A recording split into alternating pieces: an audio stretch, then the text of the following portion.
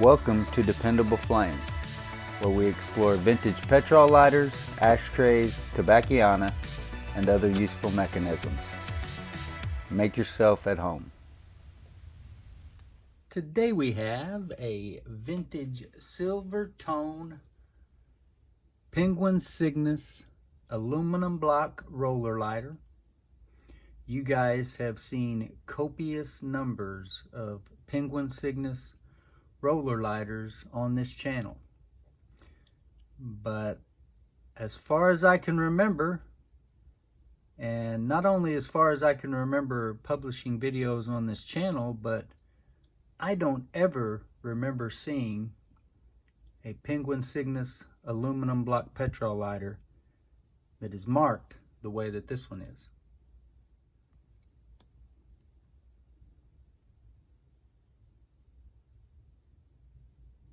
Really close to a mirror finish on this anodized aluminum lighter.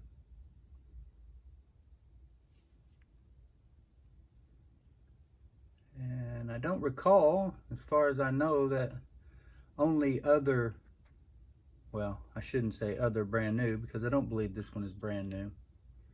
It was listed as lightly used by the eBay seller International Vintage Lighters,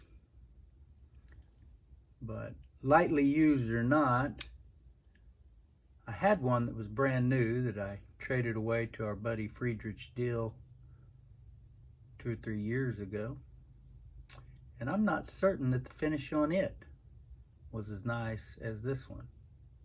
Friedrich will have to chime in and let us know. This is a really nice lighter, and everything that you would expect from the Penguin Cygnus. The unique flint tension thumb roller mechanism, which you will find on a few other brands, but you find on all Cygnus lighters. And I think you could also say that you don't find that mechanism consistently on any other brand the way that you do on the Cygnuses.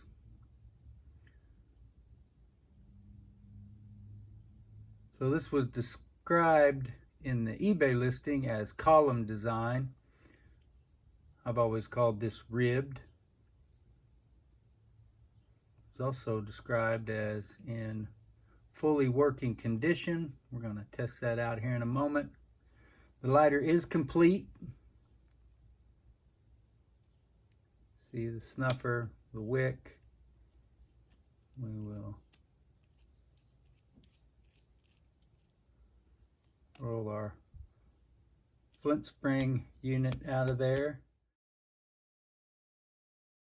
Okay, there's a flint that was in there. I think I remember that now, talking about that when I did the live stream the other day, that there was a black colored flint in there. So that fits really tight in there apparently.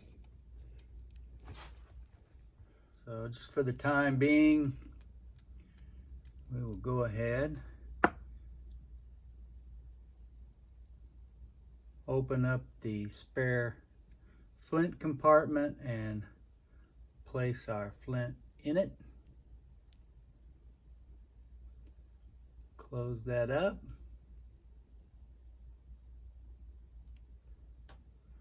And then before I fuel this, I'm going to show you the marking that is present on this Penguin Cygnus lighter that I have never seen on any other.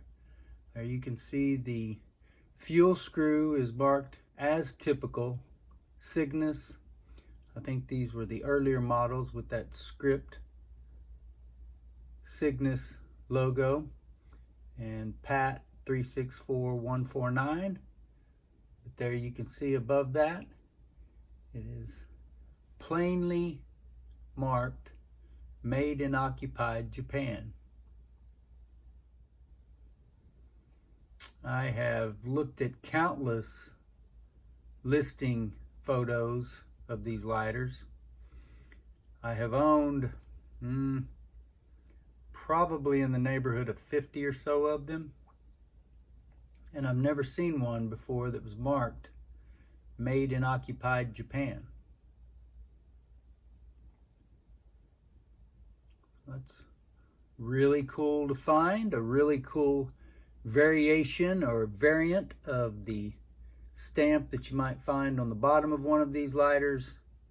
And of course, there's all kinds of mystery as to where these lighters might have been made, the actual companies and all that kind of stuff. And I'm really excited because I've got something, I'm recording this video on Monday, and I've got a vintage lighter ephemera purchase showing up today in the mail from eBay, which you guys can imagine what kind of lighter ephemera this was if I was willing to purchase it.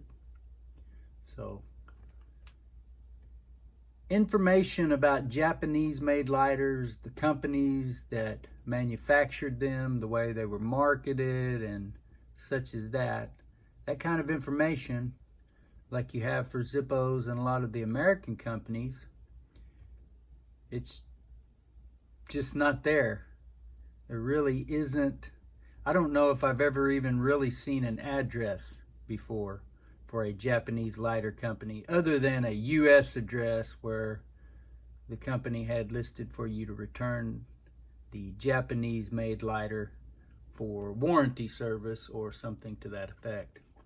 But anyway, this lighter is marked made in occupied Japan.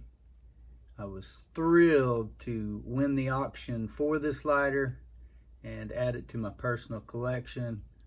Like we said, it's sparking. Excellent. So we're going to go ahead and open it up, fuel it up, and strike it. You guys have been through this with me a million times before. These aluminum block vintage Penguin Cygnus lighters do not hold much fuel. We should be able to get a couple of droppers in here.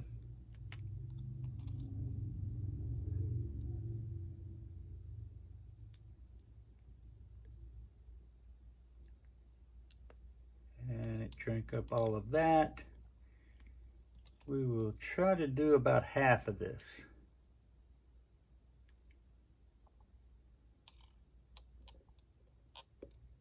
And you can see that there's fuel standing there, so we'll suck just a little bit of that back out, put it back in the bottle, replace our fuel cap, fuel screw, whatever you like to call it.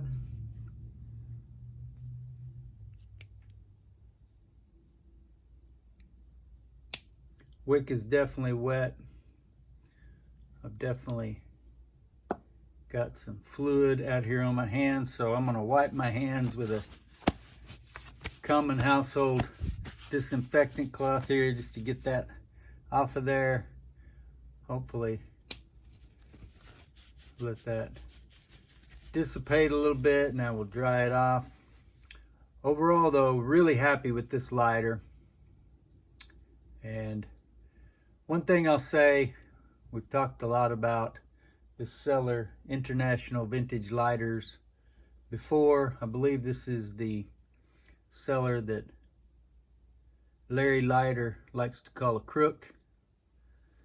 And whether or not he's actually a crook, you know, each person has their own style as to how they list things. He doesn't list a lot about condition, just that every lighter he sells is basically in fully working condition and rare. So take that for what it is, but you know, I don't know that it's all that important that a seller, regardless of how much knowledge that they have, lists that the box is not included when the box is obviously not included and things like that. there are certain questions that buyers probably need to get better at asking.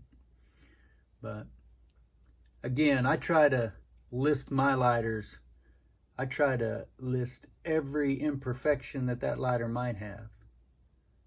This seller, International Vintage Lighters, he doesn't seem to take that tact. But the main thing that he says about the condition of this lighter was that it was lightly used, and I would agree with that.